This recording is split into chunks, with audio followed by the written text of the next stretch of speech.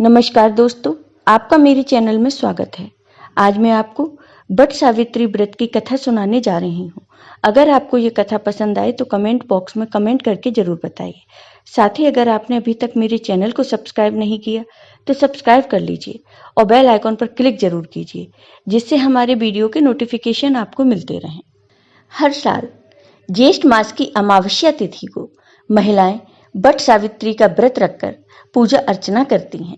वट सावित्री का व्रत उत्तर भारत में ज्येष्ठ मास की अमावस्या एवं दक्षिण भारत की महिलाएं ज्येष्ठ मास की पूर्णिमा तिथि को मनाती हैं। इस साल यह व्रत 30 मई दिन सोमवार को पड़ रहा है। 30 मई दिन सोमवार को सोमवती अमावस्या भी पड़ रही है। इसी दिन शनि जयंती भी मनाई जाएगी। प्रातःकाल से ही सर्वार्थ सिद्धि योग और सुकर्मा योग भी हैं। ऐसे शुभ संयोग में वट सावित्री का व्रत अत्यंत फलदायक सिद्ध होगा। पौराणिक कथा के अनुसार इस देवी सावित्री ने यमराज से अपने मरे हुए पति के प्राण पुनः वापस मांगकर उन्हें जीवित कर लिया था।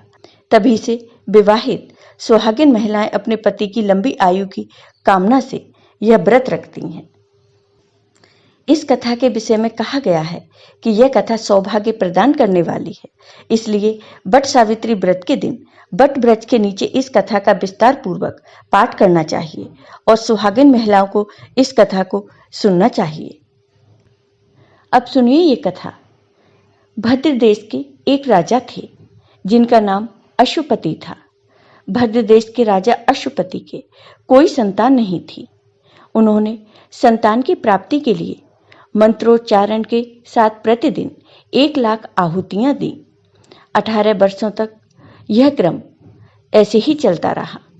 इसके बाद सावित्री देवी ने प्रकट होकर वर दिया कि राजन, तुझे एक तेजस्वी कन्या पैदा होगी।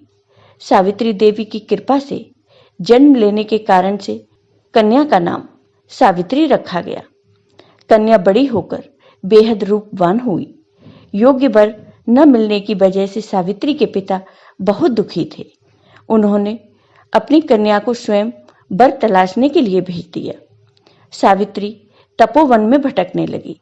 वहां वन में शाल्व देश के राजा धूम्रसेन रहते थे, क्योंकि उनका राज्य किसी ने छीन लिया था। उनके पुत्र सत्यवान को देखकर सावित्री ने पति के रूप में उनका वरण कर लिया।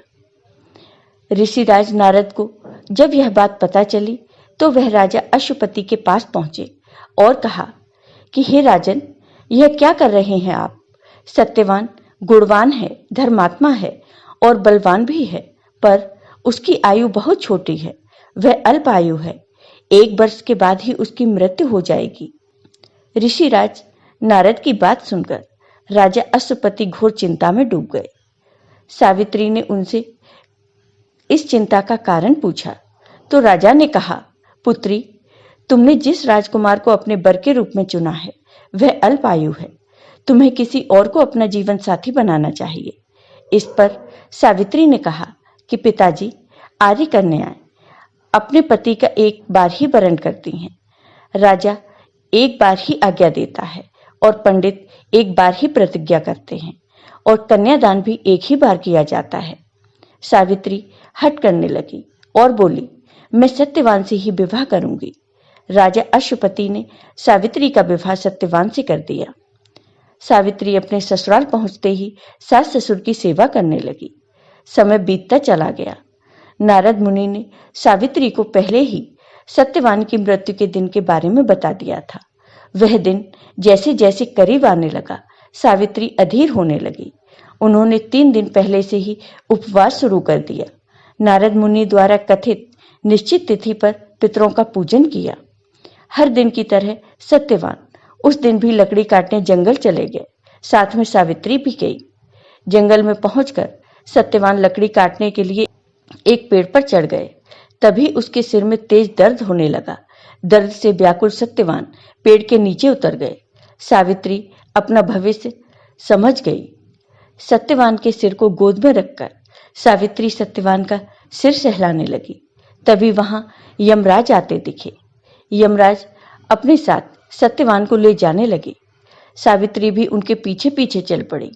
यमराज ने सावित्री को समझाने की कोशिश की कि यही विधि का विधान है, लेकिन सावित्री नहीं मानी। सावित्री की निष्ठा और पतिपरायणता को देखकर यमराज ने सावित्री से कहा, हे देवी, तुम धन्य हो, तुम मुझसे कोई भी वरदान मांगो। सावित्री ने कहा कि मेरे सास ससुर वनवासी और अंधे हैं, उन्हें आप दिव्य ज्योति प्रदान करें। यमराज ने कहा, ऐसा ही होगा, जाओ, अब तुम लौट जाओ। लेकिन सावित्री अपने पति सत्यवान के पीछे पीछे चलती रही। यमराज ने कहा, देवी, तुम वापस जाओ। सावित्री ने कहा, भगवान, मुझे अपने पति देव के पीछे पीछे चलने में कोई परेशानी नहीं है। पति के पीछे चलना मेरा कर्तव्य है। यह सुनकर उन्होंने फिर से उसे एक और वर मांगने के लिए कहा। तब सावित्री बोली, हमारे सास ससुर का राज्य छिन गया है, उसे पुनः वापस दिला दें। यमराज ने सावित्री को यह वरदान भी दे दिया और कहा, अब तुम लौट जाओ। लेकिन सावित्री फिर भी नहीं मानी, वह पीछे पीछे चलती रही। यमराज ने सावित्री को तीसरा वरदान मांगने को कहा। इस पर सावित्री ने 100 संतानों और सौभाग्य का वरदान मांगा। यमराज ने इसका वरदान भी सावित्री को दे दिया। सावित्री ने यमराज से कहा कि प्रभु, मैं एक पतिव्रता पत्नी हूँ और आपने मुझे पुत्रवती होने का आशीर्वाद दिया है। यह सुनकर यमराज को सत्यवान के प्राण छोड़ने पड़े। यमराज अंतर्ध्यान हो गए और सावित्री उसी बट वृक्ष के पास आ गई जहां उसके पति का मृत शरीर पड़ा था। सत्यवान जीवित हो गया और दोनों खुशी खुशी अपने राज्य की ओर चल पड़े। दोनों जब घर पहुंचे तो देखा कि माता पिता को दिव्य ज्योति प्राप्त हो गई है। इस प्रकार सावित्री सत्यवान चिरकाल तक राज्य सुख भोगते रहे। अतः पतिव्रता सावित्री के अनुरूप ही प्रथम अपने सास ससुर का उचित पूजन करने के साथ ही अन्य विधियों को प्रारंभ करें। बट सावित्री व्रत करने और इस कथा को सुनने से उपवासक के वैवाहिक जीवन या जीवन साथी की आयु पर किसी प्रकार का कोई संकट आया भी हो तो वो टल जाता है। बट सावित्री व्रत की पूजा विधि। यदि आप पहली बार बट सावित्री व्रत रखने जा रहे हैं तो सबसे पहले स्नान के बाद लाल रंग की साड़ी पहने और श्रृंगार आदि करें। इसके बाद पूजा घर और बट वृक्ष के नीचे पूजा स्थान की साफ सफाई करें। फिर उसे गंगाजल छिड़क कर पवित्र कर लें। 2 बांस वाली टोकरी लेकर एक में सप्त धान्य भर लें और उसमें ब्रह्मा जी की मूर्ति को स्थापित कर लें। दूसरी टोकरी में भी सप्त धान्य भरकर सावित्री और सत्यवान की मूर्ति स्थापित करें और इस टोकरी को पहली टोकरी के बाएं रखें।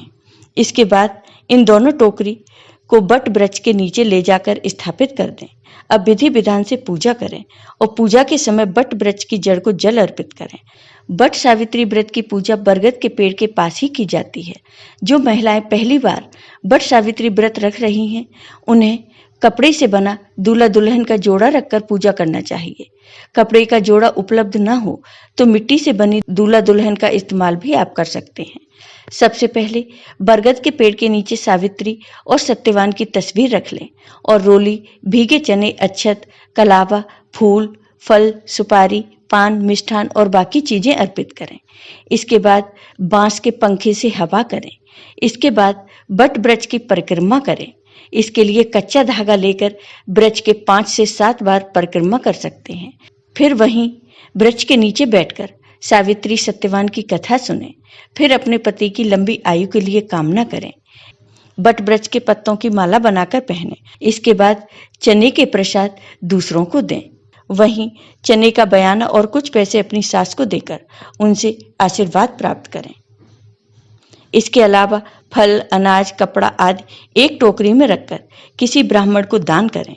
मान्यता है कि इस व्रत का पारण 11 भीगे हुए चने खाकर किया जाता है।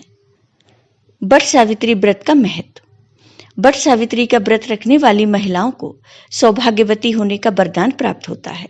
सुहागिन महिलाएं अपनी सास को बयाना भी देती हैं, जिससे उन्हें आशीर्वाद प्राप्त होता है।